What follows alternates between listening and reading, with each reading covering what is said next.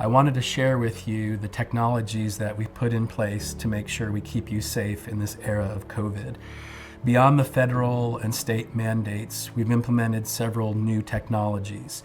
When you enter the office, you'll notice HEPA filtration throughout, in the waiting rooms, down the hallways.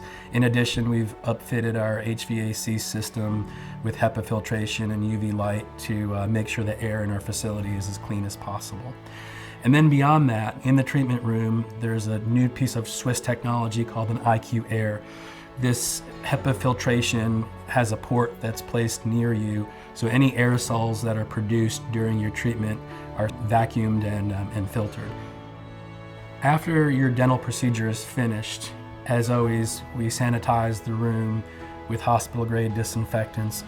All instruments are steam autoclaved. That's been a standard of care in dentistry in our practice for the 21 years we've been in practice. But now, in addition, when you leave that room, the hallway gets fogged with a ultra-low volume fogger. The New England Journal of Medicine suggests that this is the best way of decreasing any sort of aerosols, bacteria, viruses that could be in the air we breathe.